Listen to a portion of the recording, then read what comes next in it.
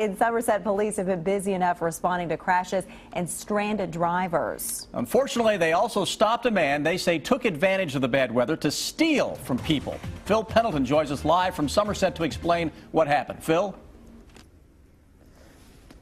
It has been snowing all day long here, but it actually began this morning as sleet and freezing rain, and that's when it changed over to snow, and it's been snowing pretty much all day ever since.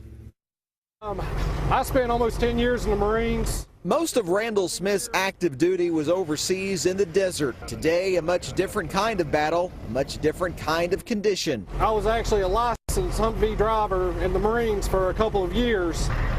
Today, he's out simply helping people. Try to go forward a little bit. Ready? Go ahead. And go. And go. He's driving up and down U.S. Highway 27. A lot of traffic flows through here because of the hospital. While out helping those hampered by the snow, came a much different request. Theft of a purse from a vehicle. He pulled up to find other officers questioning the suspect. The victim's boyfriend says the woman got into their car at the Walmart parking lot. Yeah, oh yeah, when we come up to her, she had the purse open, was digging through the purse. That's what my girlfriend told her, you know, hey, get out of my purse, what are you doing? And she said, I'm sorry, I thought this was my vehicle, I thought that was my purse. And we don't really know a lot about that suspect at this time. We are told that she was taken to the Pulaski County Jail, and she's likely going to be facing felony theft charges because apparently the items in that purse were worth a lot of money. And the people that I talked to say they think that she was simply going up and down cars trying to take advantage of the situation, thinking that police would not respond because they were doing this kind of weather.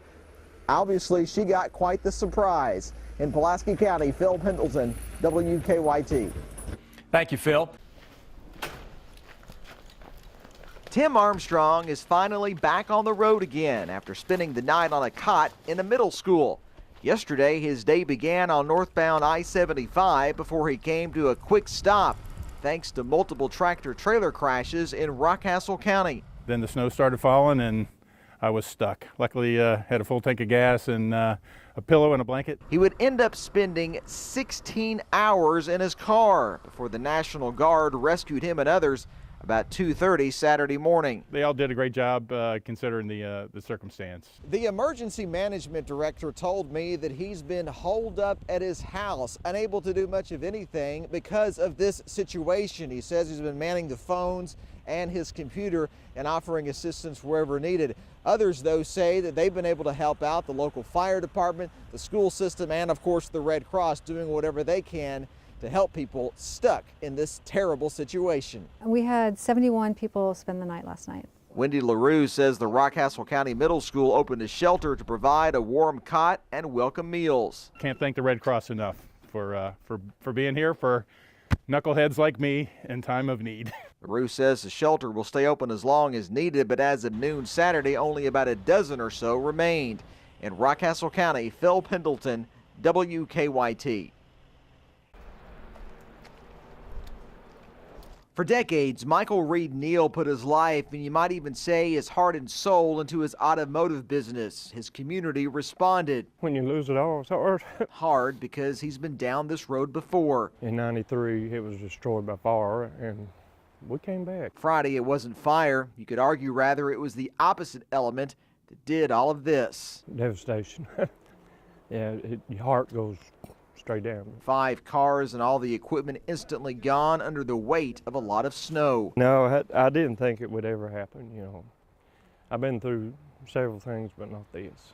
Snow also caused damage to several chicken processing and research facilities. Me and my dad, we started it together. And McCutcheon Antiques on Kentucky 90. I'm 53-year-old, never had no claims, so I don't know where you go from here. And the owner tells me that he believes there were about 18 inches of snow on the ground. You can look down at the ground and see just how much snow there is around my feet.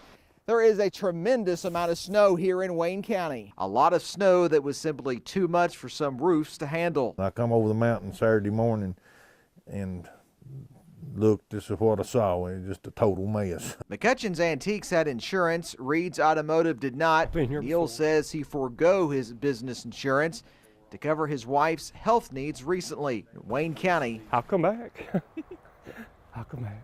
Phil Pendleton, WKYT. Gates, feeders, and other stuff for farmers have been made inside this metal building for more than 20 years off Kentucky 49 near Liberty. But early Saturday morning, it was no match for a lot of snow that kept falling, piling up, and then drifting. It had drifted quite a bit from one side to the other where the wind had blew it, and then we heard these 30, 40 mile an hour winds on top of it. It came crashing down early Saturday morning. No one was inside. No one got hurt. That's a great blessing.